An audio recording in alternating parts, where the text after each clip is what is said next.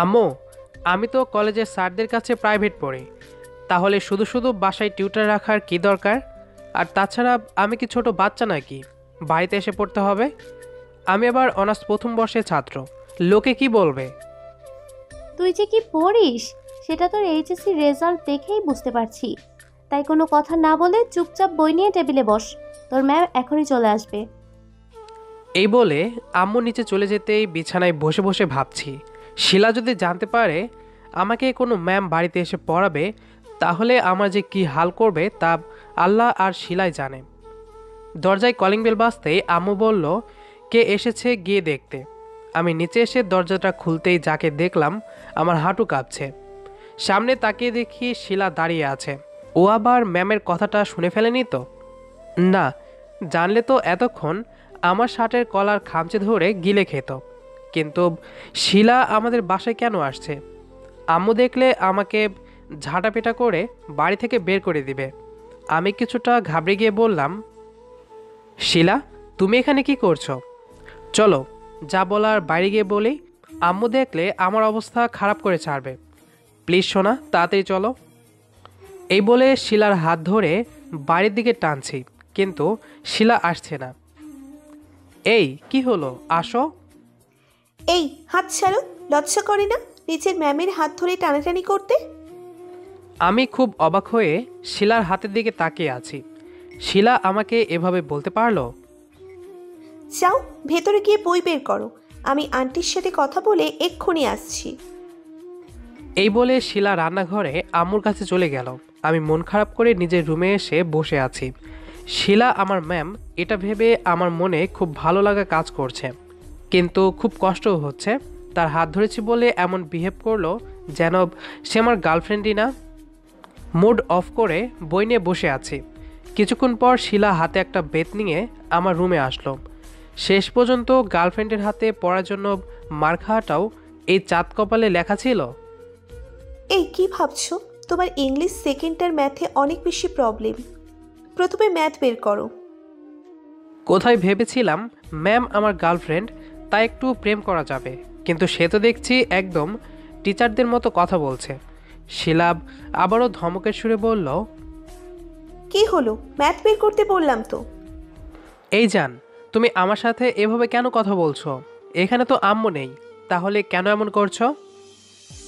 Just shut up. আমি তোমার ma'am, তাই সম্মান দিয়ে কথা বলো।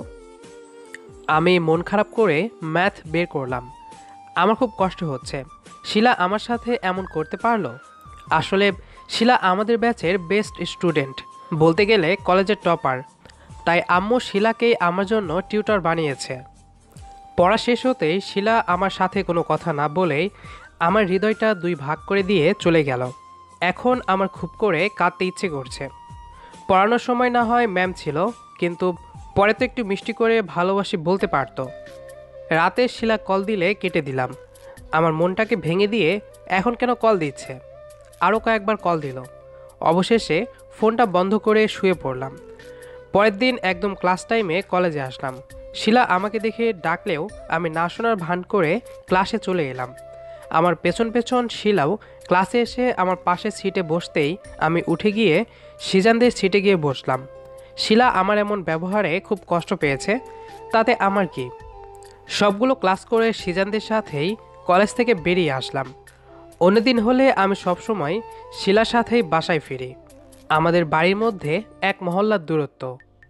বাসায় ফিরে দুপুরের খাবার খেয়ে ম্যামের জন্য অপেক্ষা করছি। কিছুক্ষণ পরই ম্যাম চলে আসলেন। ম্যামকে দেখেই সালাম দিলাম। ম্যাম, আসসালামু আলাইকুম। কেমন আছেন আপনি? আমার মুখে আপনি শুনে শিলার হাসি খুশি মুখটা মলিন হয়ে গেল। ওয়ালাইকুম আসসালাম। আমি আলহামদুলিল্লাহ ভালো আছি। তুমি কেমন আছো? ম্যাম, আলহামদুলিল্লাহ আমিও খুব ভালো আছি। ম্যাম, আজ ইংলিশ সেকেন্ড পেপার আগে পড়ব। এটার নিয়ম আমার মাথায় একদমই থাকতে চায় না। শিলা আবারও মলিন স্বরে বলল। আচ্ছা ঠিক আছে। তারপর পড়া শেষ হলে আমার মুখের দিকে কিছুক্ষণ তাকিয়ে থেকে চলে গেল। যাক, তাতে আমার কি। আমাকে কাল যখন ইগনোর করেছিল আমারও ঠিক এমনই কষ্ট হয়েছিল। যখন আমার সাথে কথা না বলতে পারলে এতটাই কষ্ট হয়, তাহলে আমাকে কেন কষ্ট দিল? সে তো জানে আমি তাকে ছাড়া এক মুহূর্তও থাকতে পারি না। এইভাবেই কেটে গেল পুরো 1টি বছর। আমার এখন আর শিলার প্রতি কোনো ফিলিংস নেই। সে শুধুই আমার টিচার মাত্র। এখনও সে প্রতিদিন মনমরা হয়ে পড়াতে আসে, পড়া শেষ হতেই মাথা নিচু করে চলে যায়। আমার তাতে কোনো মাথা ব্যথা নেই, আমি তাকে ভুলে গেছি। আমার লাইফে শিলা নামের কেউ ছিল বলে মনে হয় না। নতুন করে কোনো রিলেশনে না জড়িয়ে পড়াতে মন দিচ্ছি। অবসরে বন্ধুদের সাথে আড্ডা দেওয়া আর ক্রিকেট খেলেই কেটে যায়। 4 বছর পর। তানভীর, এই তানভীর, একটু দাঁড়াও। তোমার সাথে আমার কিছু ইম্পর্টেন্ট কথা আছে। আজ আমার মাস্টার্সের রেজাল্ট বেরিয়েছে। আলহামদুলিল্লাহ, আমি আমাদের ভার্সিটিতে টপ করেছি। রেজাল্ট দেখে খুশি মনে বাসার দিকে যাচ্ছিলাম, তখনই ম্যাম ডাকলেন। তাই তার কাছে এসে বললাম, ম্যাম কিছু বলবেন? তানভীর, তোমার সাথে আমার কিছু পার্সোনাল কথা আছে, একটু সাইডে আসবে? আচ্ছা ঠিক আছে, চলুন। তারপর রাস্তার একপাশে এসে বললাম, হ্যাঁ ম্যাম বলুন, কি বলবেন? বলবো। তার আগে এই ম্যাম আর আপনি বলাটা অফ করো। সেটা সম্ভব না ম্যাম। আপনি আমার ম্যাম, আমার শিক্ষিকা, তাই আমি আপনাকে আপনি করেই বলবো। তানভীর, আমি আগের সব ব্যবহারের জন্য সরি। আসলে কিসের কথা বলছেন আপনি? তোমাকে ইগনোর করার বিষয়টা, আমি খুব সরি। ম্যাম, আমি ওসব ভুলে গেছি, তাই আর মনে করতে চাইছি না। থাক ম্যাম, আমি এখন বাসায় গিয়ে আব্বা আম্মুকে খুশির খবরটা দিই, তারপর আপনাকে অনেকগুলো মিষ্টি খাওয়াবো। এখন আসি ম্যাম, আল্লাহ হাফেজ। কথাটা বলেই বাসার দিকে হাঁটা দিলাম। আমি জানি শিলা তার ব্যবহারের জন্য ক্ষমা চাইতে এসেছিল, কিন্তু আমি তাকে কোনোদিন মেনে নিতে পারবো না। তাই দ্রুত সেখান থেকে চলে আসলাম। বাসায় এসে আম্মুকে জড়িয়ে ধরলাম। তানভীর, কি হয়েছে তোর বলতো? আজ মনে হচ্ছে তুই খুব খুশি। হ্যাঁ আম্মু, আমি মাস্টার্সে ভার্সিটির টপার হয়েছি। আলহামদুলিল্লাহ, তোর এই ভালো রেজাল্টের জন্য আমাদের কত কষ্ট করতে হয়েছে। সবই শিলা মেটার জন্য।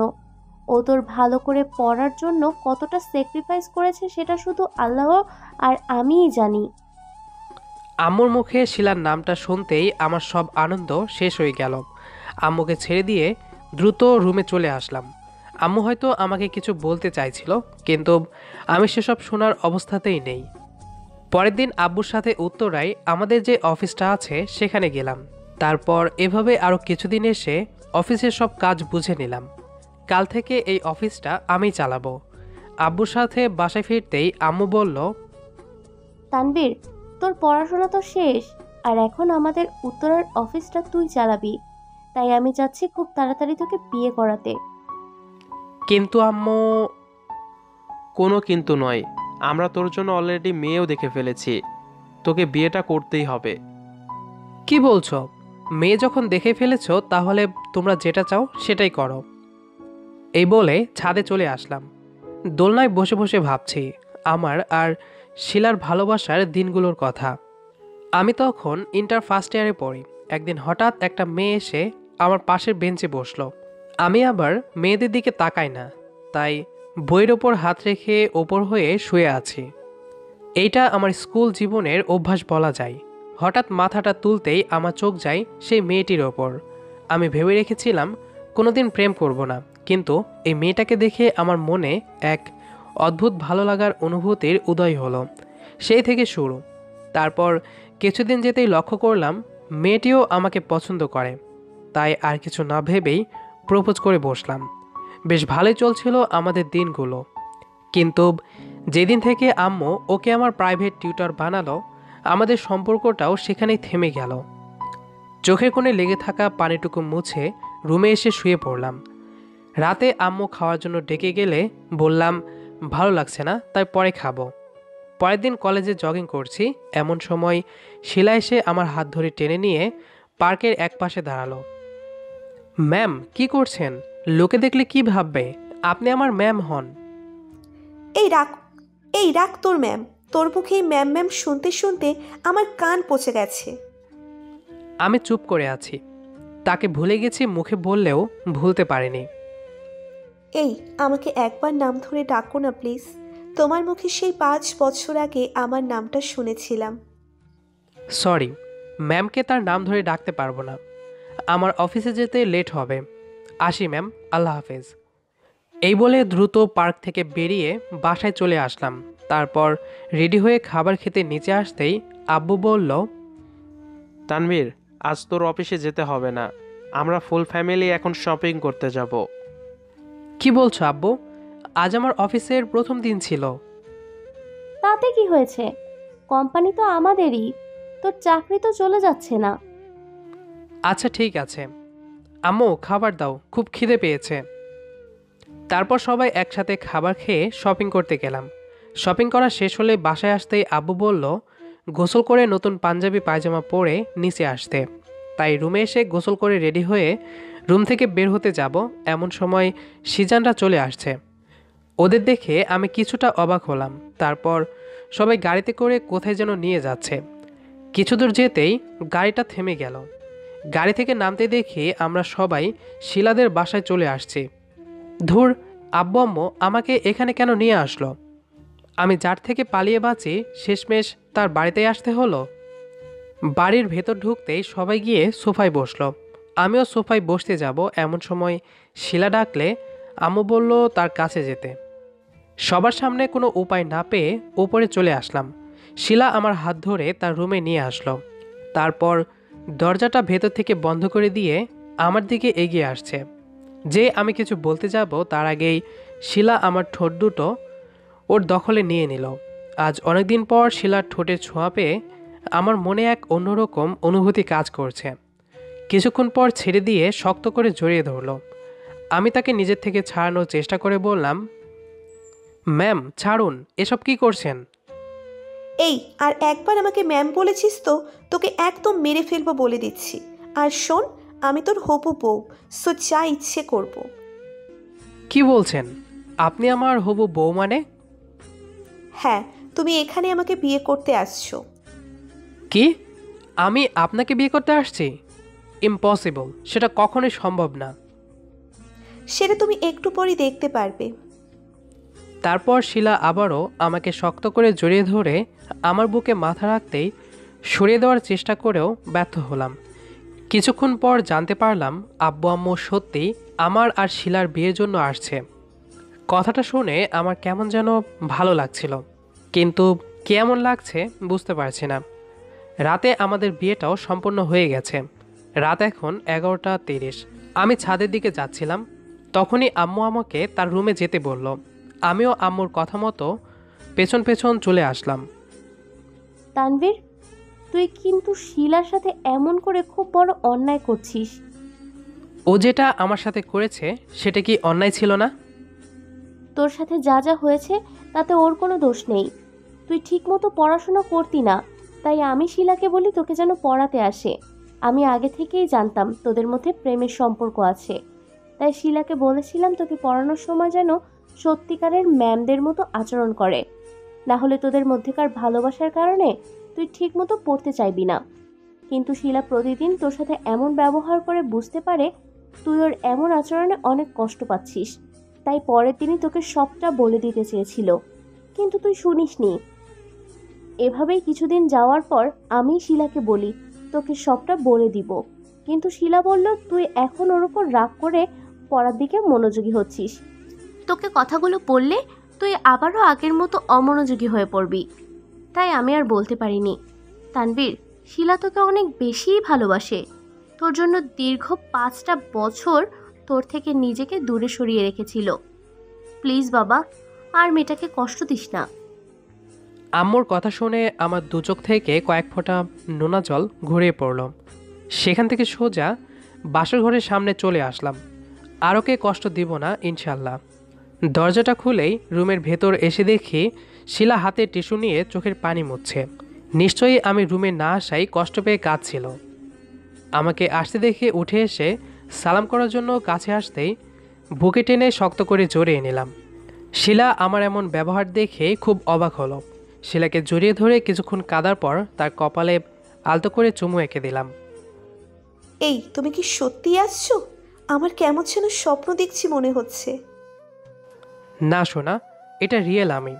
সরি, আমি যদি সেই দিন তোমার কথাগুলো শুনতাম তাহলে আমাদের দুজনকেই এই দীর্ঘ 5 বছর অপেক্ষা করতে হতো না। শিলা আমার কথা শুনে হাঁ করে তাকিয়ে আছে। আমি শিলার নাকের সাথে নাক ঘষতে ঘষতে বললাম, কি ভাবছ? আমি সবটা জেনে গেছি। শুধুমাত্র পড়াশোনার জন্য এত সব করলে? আচ্ছা ছাড়ো এসব, যা করার তা তো করেই ফেলেছ। এখন চলো বাসর করে।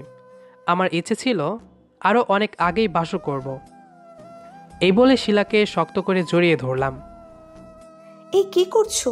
এত জোরে জড়িয়ে ধরেছো, ব্যথা পাচ্ছি তো। সরি বাবুনি। এই একটা কিস দাও না। শিলা লজ্জা পেয়ে নিচের দিকে তাকালো। আমি শিলাকে দেওয়ালের দিকে ঘুরিয়ে পেছন থেকে জড়িয়ে ধরে তার গালে চুমু খেয়ে বললাম, তোমাদের বাসায় থাকতে তো জোর করে কিস দিলে, এখন এত লজ্জা কেন পাচ্ছ? কারণ আমি তখন তোমার উপর প্রচণ্ড রেগেছিলাম, তাই রাগের মাথায় করে ফেলছি। তাই এখন ভালোবেসে একটা দাও না। তাহলে চোখ বন্ধ করো। আমি শিলার কথা মতো চোখ বন্ধ করতেই শিলা আমার ঠোঁটে ঠোঁট মিলিয়ে দিল। সাথে সাথেই আমার চোখ দুটো খুলে গেল। তাকে দেখি শিলা তার চোখ বন্ধ করে আছে। এই অবস্থায় শিলাকে অন্যরকম সুন্দর লাগছে। আজ তাকে যেন অন্য রূপে আবিষ্কার করলাম। শিলা ঠোঁট সরিয়ে চোখ খুলতেই আমাকে তার দিকে তাকিয়ে থাকতে দেখে লজ্জায় আমার বুকে মুখ লুকালো। তারপর মৃদু স্বরে বলল, এই তুমি কিন্তু আমার সাথে চিটিং করছো। কই, আমি কখন তোমার সাথে চিটিং করলাম? তোমাকে বলেছিলাম চোখ বন্ধ করতে, কিন্তু তুমি আমার দিকে তাকিয়েছিলে কেন? আমি শিলার কাঁধে হাত রেখে তার চোখের দিকে তাকিয়ে বললাম, যদি চোখটা বন্ধ করে রাখতাম তাহলে আমার বউটা যে এতটা সুন্দরী সেটা কিভাবে দেখতাম? যা, তুমি না খুব দুষ্টু। আজ দেখছো? না, আগেই দেখেছি। সেই দুষ্টুমি দেখেই তো এই দুষ্টুটার প্রেমে পড়েছিলাম। তাই বউ, আজ দেখবা এই দুষ্টুর দুষ্টুমি। এই বলে এক ধাক্কায় শিলাকে বিছানায় ফেলে দিলাম। তারপর আমার মিষ্টি বউটার সাথে কিছু সময় দুষ্টুমি করলাম। কি ব্যাপার, আপনারা এখনও দাঁড়িয়ে আছেন? লজ্জা করে না? অন্যের বাসর দেখার জন্য বসে আছেন। কিছু কি দেখতে পাইছেন? গল্পটি আপনাদের কাছে কেমন লেগেছে সেটি অবশ্যই কমেন্ট করে জানাবেন। ভিডিওটি যদি ভালো লেগে থাকে তাহলে অবশ্যই আপনার বন্ধুদের সাথে শেয়ার করবেন। দেখা হবে আবারও নতুন কোনো গল্প নিয়ে। সে পর্যন্ত আমাদের সাথেই থাকুন। ধন্যবাদ সবাইকে।